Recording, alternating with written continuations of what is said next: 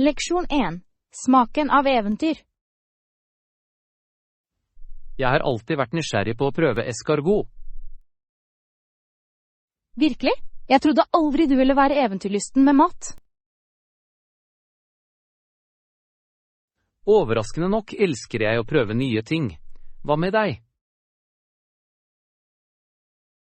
Jeg er ikke sikker. Snegler høres ikke veldig tiltalende ut for meg. Det er faktisk ganske populært i Frankrike. Folk er glade for smaken. Wow, jeg kan ikke forestille meg hvordan de ville smake. Jeg hører at de er badet i hvitløkssmør. Det høres deilig ut. Hvitløkssmør gjør alt bedre. Nøyaktig. Kanskje jeg bare må være modig i dag. Du må gi meg beskjed om det er verdt det. Jeg lover å gi en detaljert gjennomgang. Jeg kan nesten ikke vente. Er det veldig forskjellig fra andre retter? Etter det jeg forstår, har den både en unik tekstur og smaksprofil. Det høres spennende ut. Er det andre uvanlige retter du vil prøve? Sikkert. Jeg vil gjerne prøve froskeben også. Jeg trodde aldri jeg skulle høre deg si det. Livet er for kort for kjedelige måltider, er du ikke enig? Faktisk. Kanskje jeg burde være mer åpen for å prøve nye ting. Hva med at vi deler escargot hvis vi bestiller den? Det høres ut som en flott plan. Jeg vil leve stedfortredende gjennom deg. Og jeg skal gi en fullstendig rapport om opplevelsen. Leksjon 2. Fitness follies. Har du holdt tritt med treningsrutinen din i det siste? Jeg må innrømme at jeg har falt litt av vognen. Hva skjedde? Ble sofaen for behagelig? Nettopp! Det kalte navnet mitt høyere enn treningsstudio gjorde. Jeg kan forstå det. Sofaen har en måte å lokke en til å bli. Det er så plysj og koselig. Jeg føler meg nesten skyldig i å forlate det. Du kan alltid ta med treningsstudioet til sofaen, vet du. Det høres ut som en plan. Kanskje en vektløftende pute? Eller et elastisk bånd for når du strekker deg etter fjernkontrollen? Nå er det en trening jeg kan støtte. Du kan være den første til å finne opp Couch Fitness. Tenk deg reklamen. Kom deg i form uten å forlate setet ditt. Jeg ser allerede. En bestselger nummer 1, garantert. Jeg kan høre latteren ekko gjennom treningsstudioet. Kanskje vi vil starte en trend, lounge and lift? Jeg vil definitivt kjøpe det. Ser du T-skjortene? Jeg løfter når jeg har lyst. Ville være ganske populært. Jeg kan bare forestille meg det nå. Treningsantrekk møter pyjamas chic. En helt ny treningsbevegelse begynner så fantastisk. Vi kan bare bli treningskjendiser, skjønner du? Eller i det minste stjernen i sofariket. Den beste delen? Ingen knebøy nødvendig. Bare sitte, le og nyt snacks. Nå er det min type rutine. Sammen kunne vi erobre verden av sofapotettrening. Leksjon 3. Ruvende tanker. Visste du at CN Tower står i en bemerkelsesverdig høyde? Jeg har hørt at den når over 500 meter over bakken. Det er faktisk verdens høyeste tårn. Ganske imponerende, er det ikke?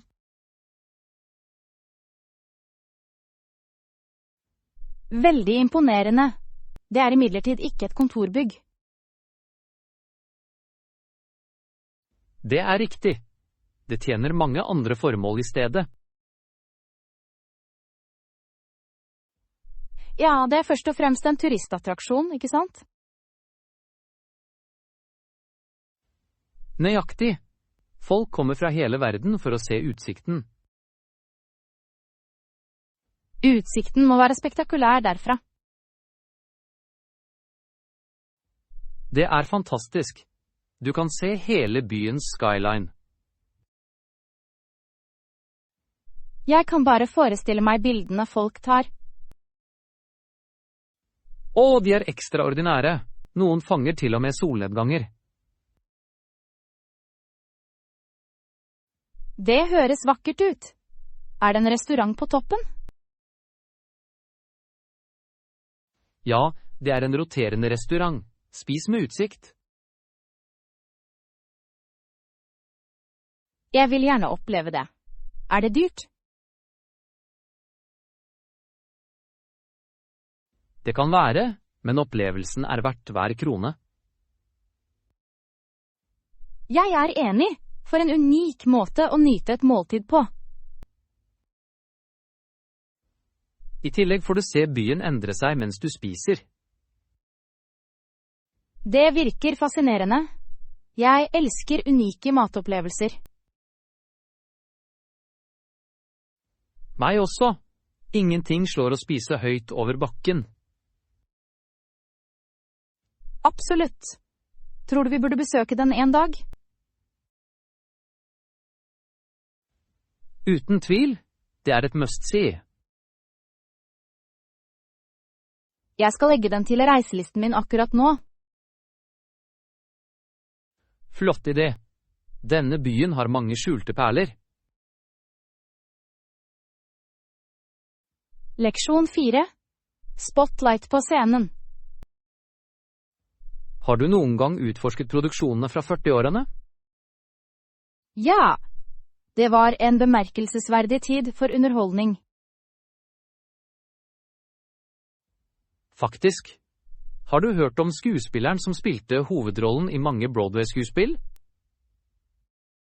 Henviser du til den som dukket opp i The Boyfriend? Nøyaktig. Hun fengslet publikum med sin sjarm. Jeg tror hun senere spilte hovedrollen i My Fair Lady også. Ja. Den rollen definerte karrieren hennes, gjorde det ikke? Det gjorde det virkelig. Stemmen hennes var fortryllende. Jeg lurer på hvordan hun klarte å sjonglere så mange forestillinger. Det må ha krevd enormt engasjement og talent. Apropos talent, har du noen gang ønsket å opptre i en musikal? Noen ganger har jeg drømt om å synge på scenen. Jeg kan se deg skinne under rampelyset. Du er for snill. Jeg ville nok glemt tekstene. Det er en vanlig frykt blant utøvere. Jeg antar at jeg må øve mye først. Øvelse gjør definitivt mester. Kanskje vi kunne delta på en lokal produksjon en dag? Det høres ut som en morsom idé.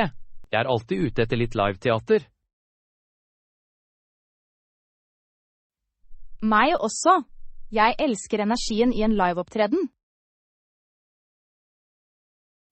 Det er ganske annerledes enn å se på film, er det ikke? Absolutt. Forbindelsen med publikum er magisk. La oss finne et show å delta på snart. Leksjon 5. Et notat fra fortiden. For mange år siden var Charlotte Church ganske sensasjon. Faktisk, hun var et bemerkelsesverdig ungt talent, var hun ikke? Absolutt. Stemmen hennes fengslet publikum over hele verden. Jeg husker at forestillingen hennes var fantastiske. Det var de virkelig. Visste du at en tysk operaimpresario en gang oppdaget henne? Virkelig, det er fascinerende. Hva var navnet hans? Hans navn var Karl-Heinz Moller. Han anerkjente potensialet hennes tidlig. For en fantastisk mulighet for henne. Hvordan skjedde det? Han deltok på en av hennes lokale forestillinger og var trollbundet. Det høres ut som et eventyr. Signerte han henne umiddelbart? Nesten. Han inviterte henne til auditions i Tyskland. Det må ha vært en spennende opplevelse for henne. Det var det absolutt. Hun ble en internasjonal stjerne kort tid etter. Jeg kan bare forestille meg spenningen og presset hun følte. Berømmelse i så ung alder kan være overveldende. Veldig sant. Har hun noen gang opptrådt på de prestisjetunge stedene? Ja, og pryda mange legendariske scener over hele Europa. Reisen hennes er virkelig inspirerende. Jeg beundrer et slikt talent. Det minner oss om hvor viktig det er å gjenkjenne og pleie potensialet. Absolutt. Talent og muligheter går ofte hånd i hånd. Og noen ganger, det trengs bare én person for å tro på deg. Det er et kraftig budskap. Jeg håper hun fortsetter å inspirere andre.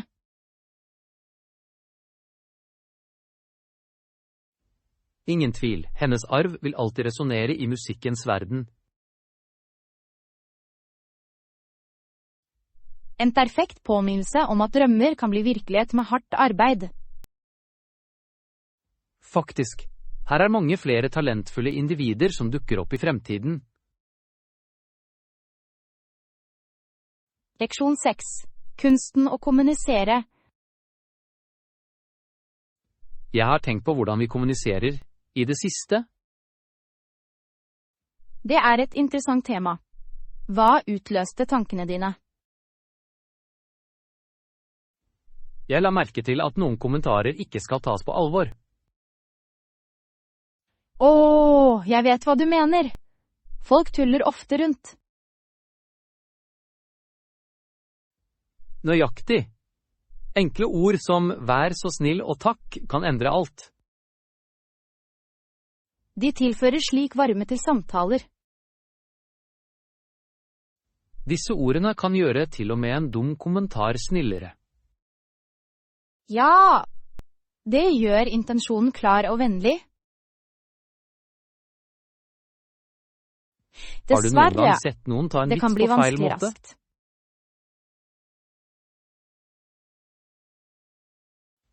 Det er alltid bedre å avklare når du tuller. Jeg er enig. Kontekst er alltid kommunikasjon. Kan jeg foreslå at humor skal komme med godhet?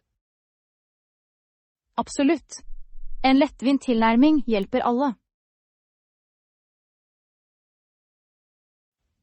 Det gjør interaksjoner morsomme og morsomme, gjør det ikke? Og når det er paret med høflige ord, er det gyldent. Det gjør det absolutt. Humor kan bryte isen. Jeg tror vi er på samme side her. La oss huske å alltid si, vær så snill og takk. Ja! Det kan gjøre samtalene våre enda bedre. Sammen kan vi spre positivitet med ordene våre. Leksjon 7. Markedsmarvels. Se på alle disse grønnsakene. De virker friske og rimelig. Ja, de gjør det. Det er fantastisk å støtte lokale bønder, er det ikke?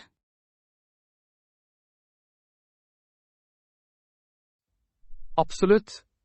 Jeg liker å vite hvor maten min kommer fra. Jeg trenger faktisk litt grønnsaker til en rett jeg planlegger å lage. Hva skal du lage mat? Jeg vurderer en solid grønnsaksrør. Det høres deilig ut. Har du gjort det før? Ja, men det blir bedre hver gang jeg lager det. Hvilke grønnsaker inkluderer du vanligvis? Jeg elsker paprika, courgette og snaperter. Utmerkede valg. De legger til så livlige farger. I tillegg smaker de herlig når de sauteres sammen. Bruker du noen spesielle sauser? En skvett sojasaus og litt sesamolje gjør underverker. Jeg må si, matlagingen din høres ganske fristende ut. Du er velkommen til å bli med på middag en gang.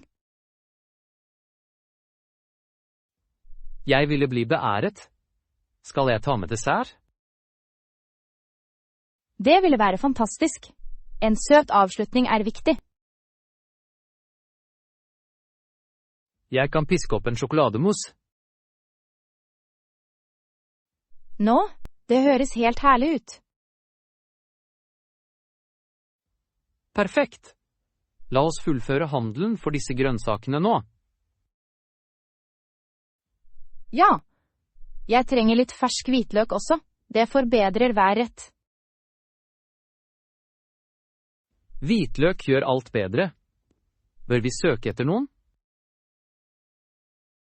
Sikkert! Jeg tror båsen der borte har hvitløksbærer. Utmerket observasjon. La oss fortsette. Leksjon 8. Ferdigheter for suksess. Jeg tror et viktig aspekt av livet er kontinuerlig læring. Absolutt. Et annet tips er å kontinuerlig lære og tilegne seg nye ferdigheter. Det er en kraftig strategi for personlig utvikling. Ja, det holder tankene våre skarpe og livene våre interessante. Hvilke ferdigheter tror du er avgjørende i dagens verden? Jeg vil si at digital kompetanse er avgjørende. Faktisk, å forstå teknologi åpner mange dører. Det gjør det virkelig. Hva med myke ferdigheter som kommunikasjon? Utmerket poeng. Sterk kommunikasjon er alltid etterspurt. Det kan hjelpe i nesten alle situasjoner, ikke sant? Sikkert. Enten i arbeid eller privatliv, klarhet er nøkkelen. Kreativitet spiller også en viktig rolle. Ja. Kreativ tenkning kan føre til innovative løsninger. Apropos innovasjon, har du prøvd å lære noe nytt nylig? Jeg begynte å ta online-kurs i grafisk design.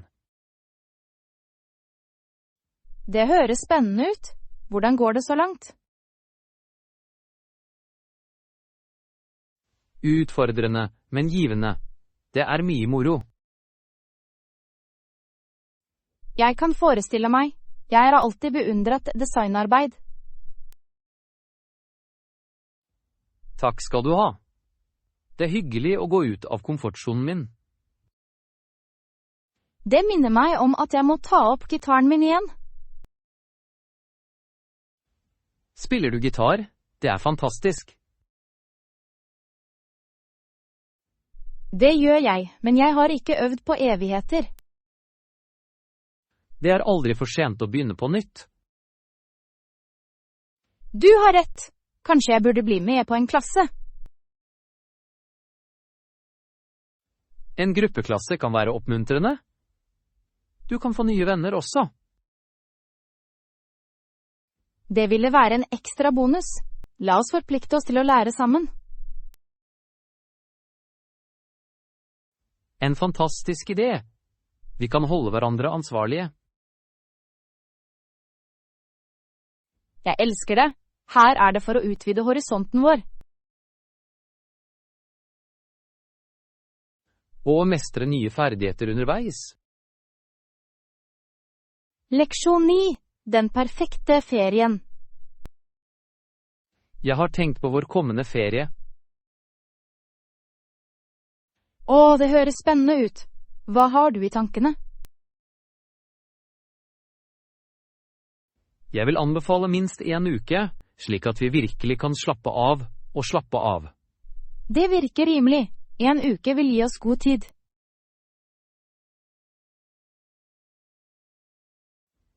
Nøyaktig. Noe kortere kan føles for forhastet. Jeg er enig. Vi vil ikke føle at vi alltid har det travelt. Rett. Vi bør suge oss i solen og nyte stranden. Kanskje vi kan unne oss litt lokal mat også? Absolutt. Jeg vil gjerne prøve fersk sjømat hver dag.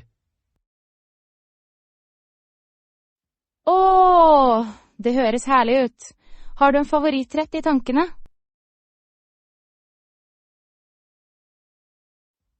Jeg kan ikke motstå en god rekecocktail.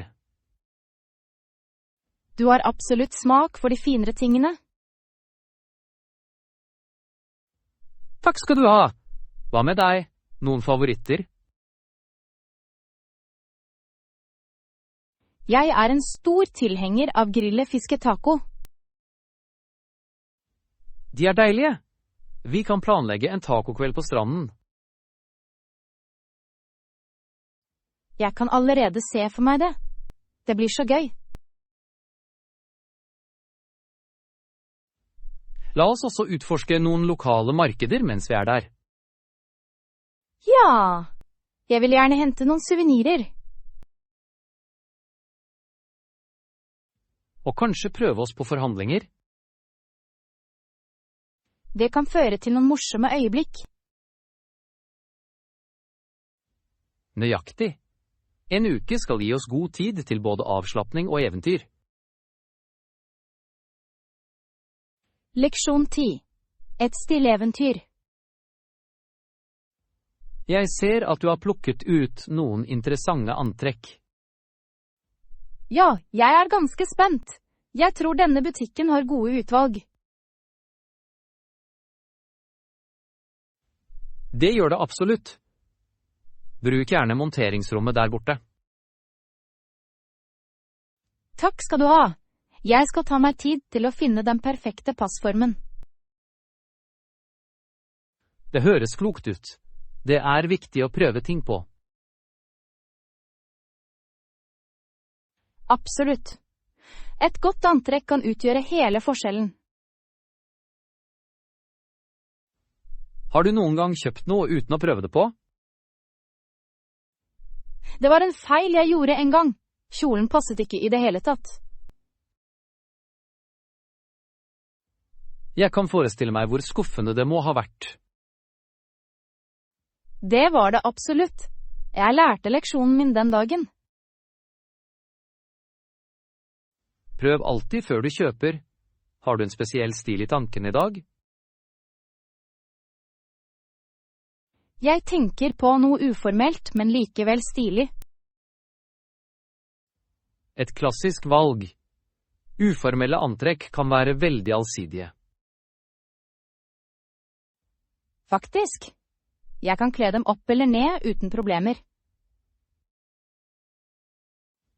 Og komfort er viktig, spesielt for daglig bruk. Nøyaktig. Jeg vil ikke gå på akkord med komfort for stil. Det er skjønnheten i moderne mote. Mange varer tilbyr begge deler. Det skal jeg huske på når jeg velger. Ta deg god tid. Jeg skal være her og utforske tilbehøret. Utmerket idé. Tilbehør kan heve ethvert antrekk. Gleder meg til å se hva du plukker ut. Takk skal du ha. Jeg vil snart komme seirende ut av monteringsrommet. Jeg gleder meg til å heie på motevalgene dine. Leksjon 11. Karakterens essens. Jeg har reflektert over hva som definerer en nasjon av karakter. Det er en spennende tanke. Hva kommer til tankene dine? Jeg tror at amerikanere er kjent for sin generøsitet. Absolutt. Godhetshandlinger blir ofte sett på tvers av lokalsamfunn. Ja, enten gjennom frivillig arbeid eller å hjelpe naboer. Det viser en sterk følelse av fellesskap og støtte. Amerikanere har en tendens til å komme sammen i utfordrende tider. Den solidariteten understreker virkelig deres styrke. Jeg tror også anstendighet spiller en viktig rolle. Faktisk. Respekt og vennlighet går langt. Nøyaktig. En anstendig person løfter de rundt seg. Jeg er enig. Det krever god karakter å behandle andre godt, uavhengig av status. Har du noen gang opplevd slik raushet førstehånds? Ja, en gang, under en storm, hjalp naboer hverandre uten å nøle. Det er et fantastisk eksempel på fellesskapsånd. Det etterlot et varig inntrykk på meg. Det hjertevarmende å være vitne til. Jeg tror slike handlinger inspirerer fremtidige generasjoner, gjør du ikke? Definitivt. Barn lærer ved å observere handlinger fra voksne. Hvordan kan vi fremme slike verdier i større grad? Jeg tror å fremme vennlighet i skolene kan gjøre en forskjell. Ja, å lære empati og respekt er avgjørende. For en flott måte å bygge et sterkere samfunn på. Og det begynner med små hverdagslige handlinger. Nettopp! Vi kan alle bidra til en nasjon med karakter. La oss inspirere andre gjennom våre egne gjerninger.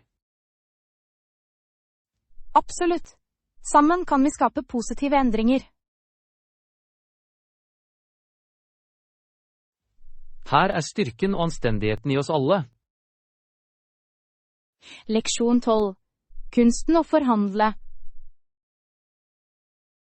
Jeg har nylig hørt om et jobbtilbud som er ganske interessant. Å, virkelig! Det høres lovende ut. Hva sa de?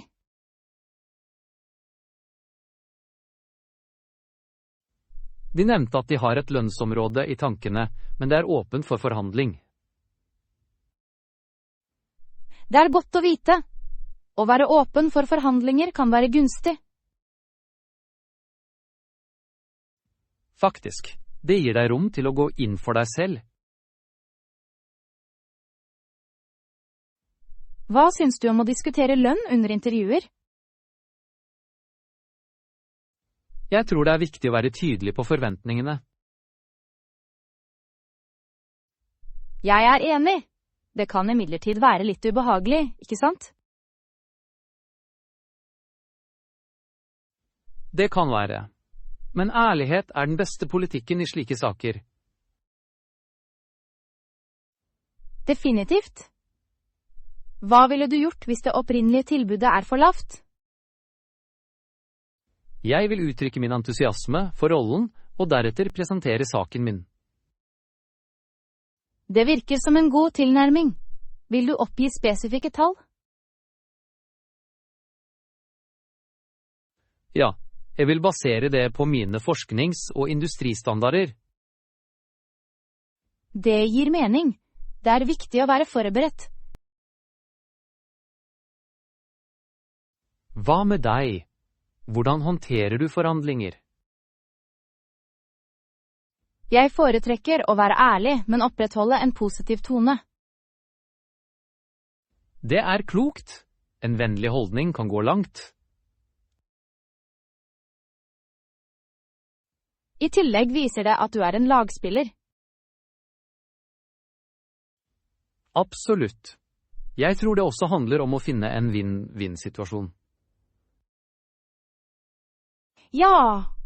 Begge sider skal føle seg verdsatt og fornøyd. Jeg er spent på mulighetene. Samtalen kan føre til gode resultater. Faktisk. Her er for å navigere i verden av jobbtilbud med hell. Skål for det. La oss forberede oss på forhandlingsdagen. Leksjon 13. Innsikt i forbedring av hjemmet. Jeg har tenkt på måter å forbedre hjemmet vårt på. Det er en god idé. Hva foreslår du at vi starter med? En annen idé er å forsterke inngangspunktene våre, som dører og vinduer. Det høres praktisk ut. Sikkerhet er alltid en prioritet. Nøyaktig. Sterke dører kan avskrekke uønskede besøkende. Jeg er enig. Og hva med å oppgradere vinduene?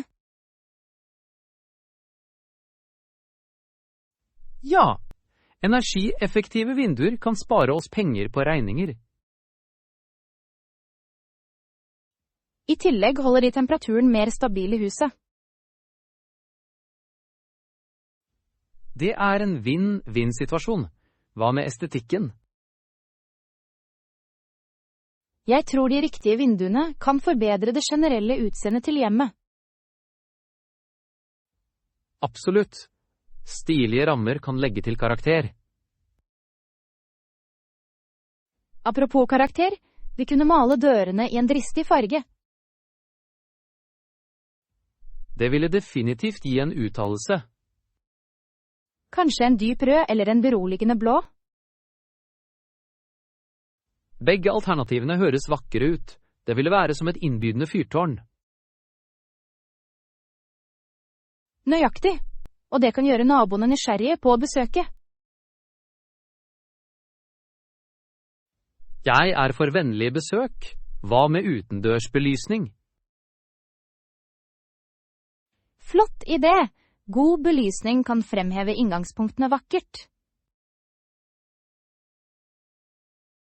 I tillegg gir det sikkerhet når du kommer hjem etter mørkets frembrudd. Vi må virkelig kartlegge alle disse forbedringene. Ja, litt planlegging kan resultere i en fantastisk transformasjon. La oss lage en sjekkliste, skal vi? Perfekt. Vi kan takle ett prosjekt om gangen sammen. Leksjon 14. Motstandskraftens ånd. Det er bemerkelsesverdig å se nasjonens ufleksible besluttsomhet i løpet av den tiden. Ja! Bestemmelsen om å straffeforfølge krigen med Tyskland til seier var inspirerende. Det minner oss om ånden av motstandskraft som folk kan eie. Absolutt.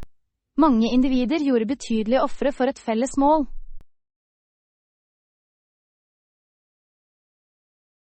Tror du at en slik enhet er mulig i dag? Jeg tror det.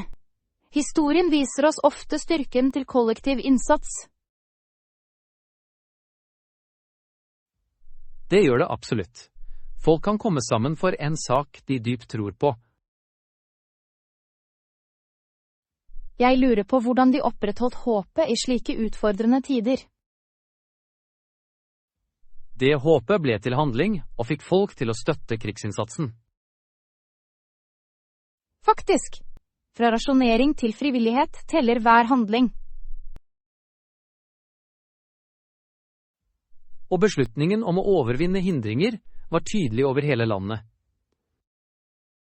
Ja! Samfunn samlet seg for å støtte soldatene sine.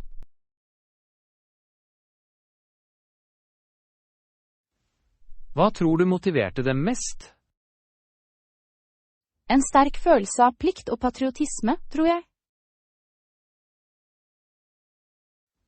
Det gir mening. Folk ønsket å beskytte sin livsstil.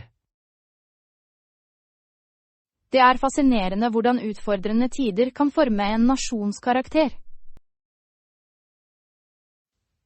Absolutt, det får ofte frem det beste i mennesker. Vil du si at vi kan lære av slike historiske øyeblikk? Definitivt. De lærer oss om motstandskraft og enhet i møte med motgang. Og viktigheten av å stå fast for det som er riktig. En tidløs leksjon. Vi kan bære den ånden inn i livene våre i dag. Her er kraften til besluttsomhet og kollektiv innsats. Ja, sammen kan vi oppnå store ting. Leksjon 15. Tennistriumfer. Visste du at det er bemerkelsesverdige spillere med 39 Grand Slam-titler?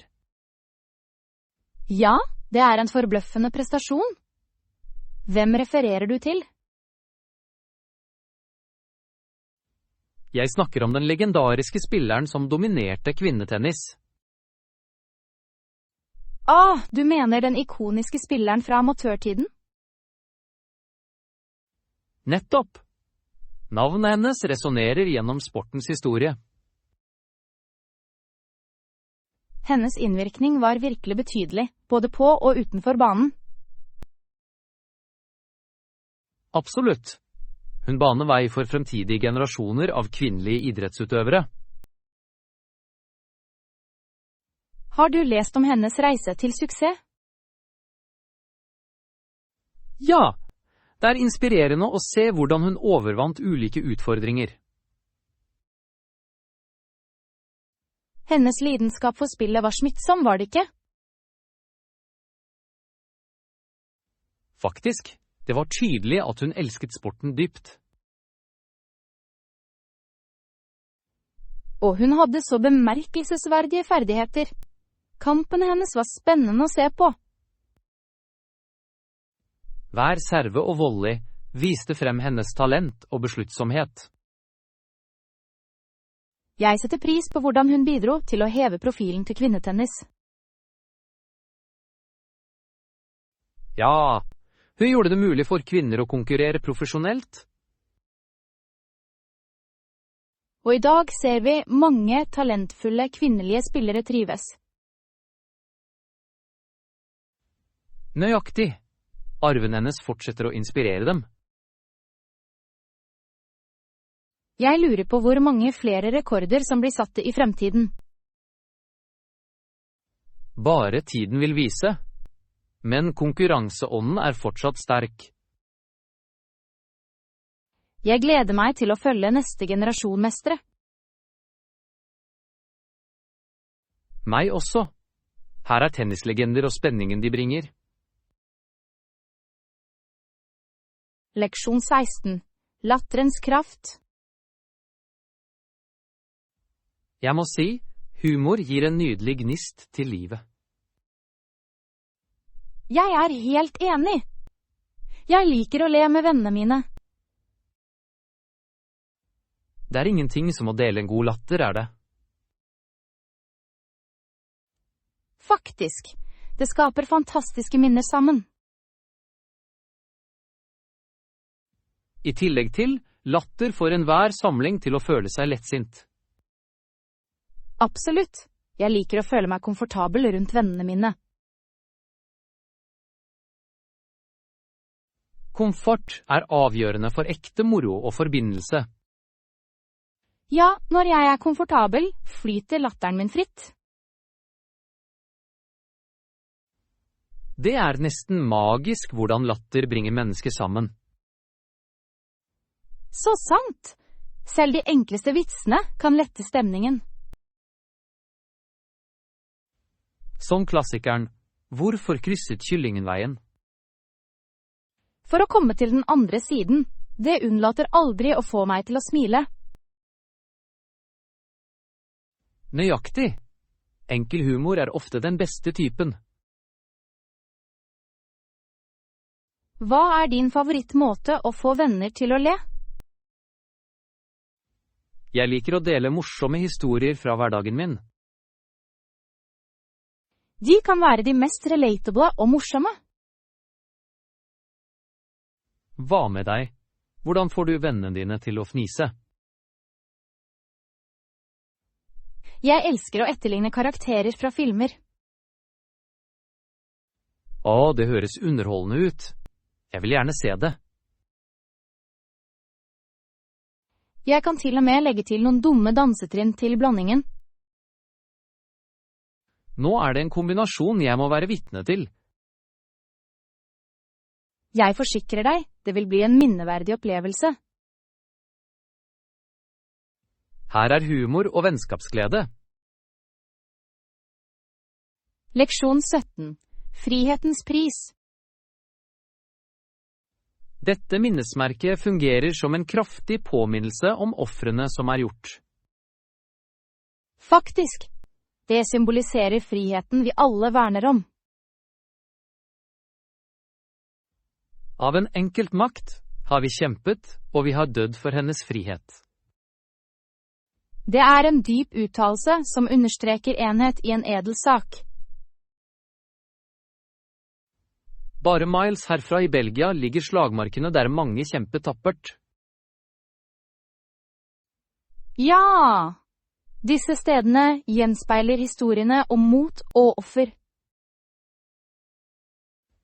Tror du at vi virkelig setter pris på prisen for vår frihet i dag? Det er et spørsmål verdt å tenke på. Mange skjønner ikke kampene som står overfor. Jeg er enig. Det er viktig å huske de som kom før oss. De sørget for at vi kunne nyte livet vi har nå. Hvordan kan vi hedre deres minne i vårt daglige liv? Vi kan utdanne andre om deres ofre og historien bak dem. Absolutt. Kunnskap er et grunnlag for takknemlighet. Og vi kan fremme fred og forståelse for å forhindre fremtidige konflikter. Ja, å fremme dialog er viktig i dagens samfunn.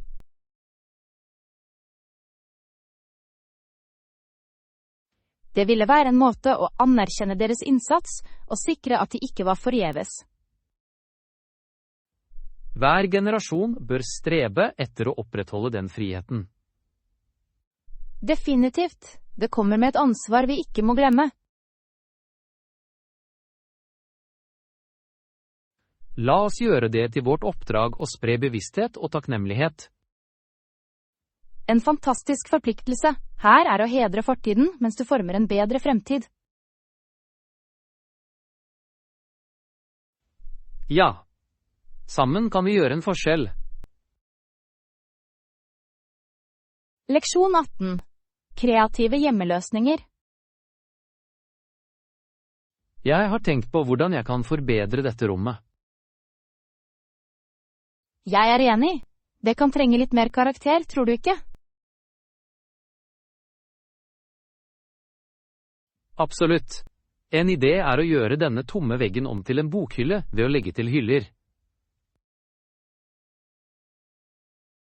Det høres kreativt ut. Det vil definitivt legge til lagring og stil. Ja. I tillegg vil det gi oss et sted å vise alle favorittbøkene våre. Hva med å gjenbruke gjenstander vi allerede har? Det er en fantastisk idé. Jeg elsker å bruke gamle ting på nye måter. Vi kan bruke trekasser som hyller. De har en rustikk sjarm. Utmerket valg. De ville se bra ut og er ganske rimelige. Vi kunne male dem i forskjellige farger for å matche innredningen vår. Fantastisk. Det vil gi et kunstnerisk preg på rommet. Kanskje vi også kan legge til planter i hyllene for en frisk følelse.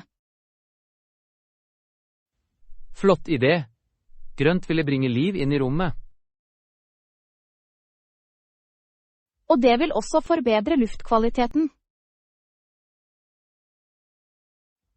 Det er sant. Hver liten forbedring teller. Bør vi også vurdere å innlemme noen kunstverk? Ja. Noen få innrammede bilder kan få plassen til å føles varm og innbydende. Jeg er enig. Det gjenspeiler våre personligheter og reiser. La oss lage en liste over elementer vi kan gjenbruke. Perfekt. Vi kan samle alt for vårt kreative prosjekt. Jeg er spent på å se hvordan det hele kommer sammen. Det er jeg også. Dette vil virkelig være et unikt rom. Her er vårt kunstneriske eventyr innen oppussing av hjemmet. Leksjon 19. Reiseeventyr. Europa er et godt valg for vårt neste eventyr. Absolutt. Jeg har alltid drømt om å vandre i de historiske gatene. Hvor lenge planlegger du å bli? Jeg håper å bruke minst 2 uker på å utforske. Det høres perfekt ut. Det gir god tid til å se så mange steder. Nøyaktig. Jeg vil besøke byer som Paris og Roma. Det er fantastiske valg. Har du laget en reiserute ennå? Jeg har noen ideer, men ingenting er satt i stein ennå. Ingen bekymringer. Noe spontanitet kan føre til de beste opplevelsene. Jeg er helt enig. Noen ganger er de beste minnene upplanlagte. Hvilke aktiviteter er du mest spent på? Jeg gleder meg til å prøve autentisk italiensk pasta i Roma. Det høres deilig ut. Jeg gleder meg til å smake på franske bakverk.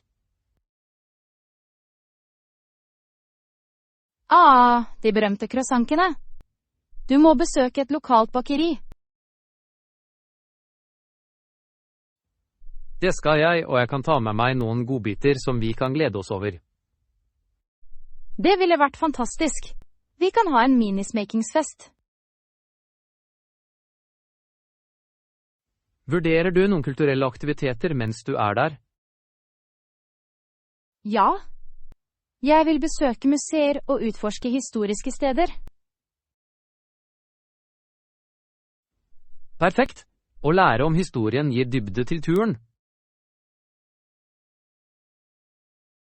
Og selvfølgelig vil jeg ta mange bilder for å dokumentere reisen vår. Et must. Disse minnene vil vare livet ut.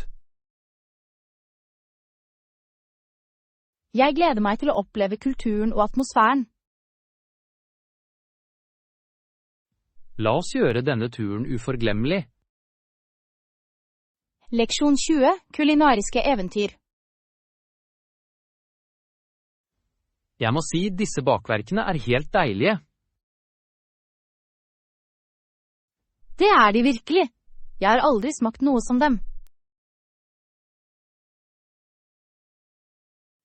Jeg er enig.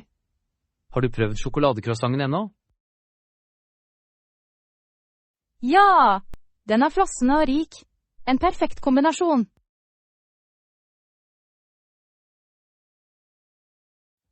Apropos prøve nye ting, hvordan var opplevelsen din med escargot? Det var overraskende herlig. Jeg forventet at det skulle være veldig annerledes. Interessant. Var du bekymret før du smakte på den? Litt, innrømmer jeg. Tanken på å spise snegler var ganske skremmende. Jeg kan forstå det, men det virker som om du overvant frykten din. Det gjorde jeg. Hvitløksmøret gjorde hele forskjellen. Det løfter smaken, gjør det ikke? Faktisk. Det gjør hele opplevelsen hyggelig. Hvilke andre opplevelser har du hatt med nye retter? Jeg prøvde sushi for første gang. Det var en øyeåpner. Sushi kan være fantastisk, men det kan også være en ervervet smak. Ja, men jeg syntes det var forfriskende og herlig. Det er fantastisk hvordan å prøve nye matvarer kan utvide horisonten vår. Absolutt. Hver tallerken forteller en historie om kultur og tradisjon. Jeg setter pris på det. Mat er en samlende opplevelse. Definitivt. La oss fortsette å utforske nye smaker sammen. En herlig plan. Her er mange flere kulinariske opplevelser.